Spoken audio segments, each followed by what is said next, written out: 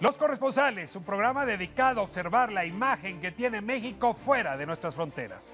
Una conversación con los periodistas que todos los días reportan sobre el país en los medios internacionales. Turquía, la promesa de la globalización, está siendo hoy un país estrangulado por todos los frentes. El frente sirio, el frente occidental, Rusia, el dilema kurdo, el Estado Islámico. No podía sumarse más elementos a esta tormenta. Y mientras tanto, la democracia turca se desparrama, se desfonda. Hoy trataremos de entender el dilema turco con el periodista corresponsal Temoris Geko. Él vivió varios años allá en Turquía, entiende bien Medio Oriente, quizá como ningún otro en nuestro país. Soy Ricardo Rafael y esto es Los Corresponsales. Comenzamos. La compañía alemana Germanwings realizaba el trayecto de Barcelona a Düsseldorf. Y más allá de las largas colas, los consumidores del área metropolitana de Caracas denuncian. Não resistiu aos tiros que levou no peito e na barriga.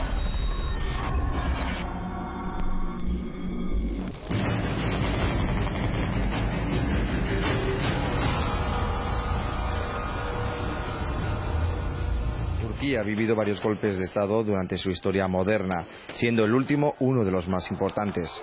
La sublevación fallida ha registrado un saldo de más de 200 muertos, casi 1.500 heridos y decenas de miles de personas arrestadas y suspendidas por su implicación. El Consejo de Ministros ha decidido establecer un estado de emergencia por una duración de 3 meses. Como ya sabemos, el artículo 150 de nuestra Constitución permite declarar un estado de emergencia ante eventos de violencia que atenten contra la democracia, derechos fundamentales y libertades. Después de todo lo sucedido, no podemos decir lo que pasó, pasó y que todo sigue como estaba. Hemos adoptado las acciones necesarias. Todo aquel que esté involucrado de una u otra forma en el golpe será castigado y sufrirá las consecuencias que merece. La euforia arrastrada por el fracaso de la sublevación motivó el surgimiento de posiciones extremistas en la cúpula y en la población. El propio presidente Erdogan introdujo en sus discursos términos radicales como la pena de muerte para los sublevados, que pronto despertó el rechazo en foros como la OTAN y la Unión Europea, donde Turquía había ganado cierta fuerza. En primer lugar, ningún país puede convertirse en miembro de la Unión Europea si introduce la pena de muerte. Eso está inscrito muy claro en nuestro conjunto normativo. Algunos sectores de la población también miran con recelo al futuro, sobre todo en los barrios alevís, colectivos poco religiosos o laicos de izquierdas que han sufrido la ira popular de los fieles de Erdogan. Temoris, qué gusto tenerte aquí en Los Corresponsales de nuevo, gusto, Ricardo, para hablar de un tema que es de los más difíciles de comprender en el escenario internacional. Turquía, un país que junto con México entró a tambor batiente en la época de la apertura y la globalización. Se esperaba uno de los grandes países emergentes, hoy hundido en grados de violencia e inestabilidad que sorprenden. Pues sí, también es una región extremadamente difícil, ¿no? Efectivamente, hay muchísimas similitudes históricas desde hace 100 años entre México y Turquía.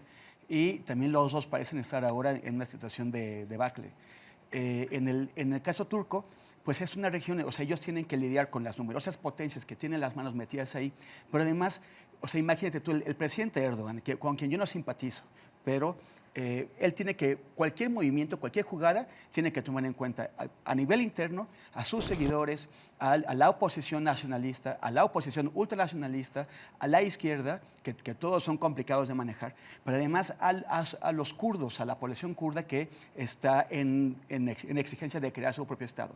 Pero después tiene que tomar en cuenta todo el entorno.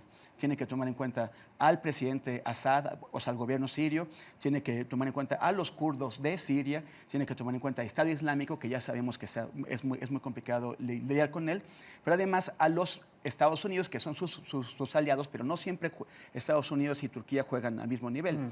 Los turcos se van por su lado y Obama se va por el otro. ¿Qué te estás haciendo con Turquía? Todo el mundo le exige que sea la puerta que abre o cierra los problemas. Los europeos y Occidente en general la tienen como una puerta. Si esa puerta se vence o se cae, Europa y Occidente se siente muy amenazado. Pero al otro lado sí hay un mundo que está empujando muy fuerte a que ese país se radicalice. Apenas hace unos días hubo un atentado contra el líder de la oposición, el presidente del Partido Republicano del Pueblo, Kılıçdaroğlu, que es un escándalo, pero hace 3 semanas estaban a punto del golpe de Estado. Tienes a los militares. A ver, vamos por partes. Los militares en Turquía, ¿qué va a pasar con ellos? ¿Los logró doblegar a Erdogan? ¿Está en mejores términos con ellos?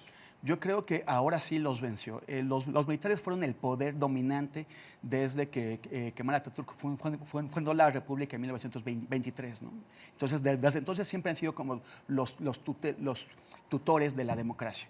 Cuando algo no salió como ellos querían, era un golpe de Estado. Y dieron al menos 5 en los últimos 50 años. Y en esta ocasión perdieron los militares. En esta ocasión perdieron. Se subordina a Erdogan. Pero no solamente los derrotas, sino que Erdogan dice nunca más. O sea, ya no voy a permitir que los militares se me vuelvan a acercar, y hace una purga tremenda que lo hace a nivel del ejército, pero también a nivel de la burocracia. ¿No ves posibilidades de una rebelión futura militar? Militar yo veo muy difícil. La democracia en Turquía, es decir, este atentado de los kurdos contra el líder de la oposición, te habla de una democracia muy inestable, que puede, que se siente asfixiada de un lado, que puede o no cerrar filas con Erdogan. ¿Dónde estás viendo? Yo creo que la democracia se está, en este momento, en términos formales, permanecerá, pero en términos reales se está despidiendo, porque el poder que está adquiriendo Erdogan ya es exagerado, se estableciendo un Estado autoritario, todo alrededor de su figura. Lo vamos a ver por muchos años ahí. Si no ocurre algo extraordinario, después de haber derrotado a los militares, puesto en orden a la oposición que juega con la democracia y arrinconado a los kurdos, va a ser muy difícil que logren sacarlo de ahí. Los kurdos. Se supone que es un grupo terrorista kurdo quien atentó justamente contra el líder de la oposición. Los kurdos, ¿dónde está hoy la oposición kurda empecinada en formar su propio Estado? Los kurdos son el único gran pueblo de Medio Oriente que no tiene Estado. Y el territorio que ocupan está ocupado por Turquía, por Siria, por Irán y por Irak. Entonces ellos siempre han querido crear el suyo propio y han estado negociando, intentando presionar primero mediante la violencia guerrillera, que no terrorista. Lo de calificarlos terroristas es una cosa que opera en el interés del gobierno turco. Pero si intentas asesinar al líder de la oposición, eso es terrorismo. Pero tenemos que estar seguros de que fueron los kurdos. A mí me sorprende, no veo por qué querían atentar contra él, ¿no? O sea, no veo los motivos. ¿Pero qué me está diciendo? ¿Que podría ser Erdogan mismo que lo está haciendo? O que podría ser otra entidad. Hay demasiadas manos ocultas que juegan ahí. Erdogan tiende a meter a todo el mundo en la misma bolsa, ¿no? Entonces, son un movimiento guerrillero, están pidiendo su propio Estado. El otro frente, que es terrible y que se mezcla, porque además es la misma zona de influencia, es el de ISIS, el del Estado Islámico. Así es. Turquía entró a Siria, detuvo a 36 integrantes del Estado Islámico en territorio extranjero. A ver, esto puede llevar a fricciones muy serias con Siria, a elevar los costos en el pleito contra ISIS. ¿Cómo está el frente del Estado Islámico? Mira, esto es un acto sin precedentes en la guerra siria. Turquía no había entrado en Siria desde la Primera Guerra Mundial, hace 100 años.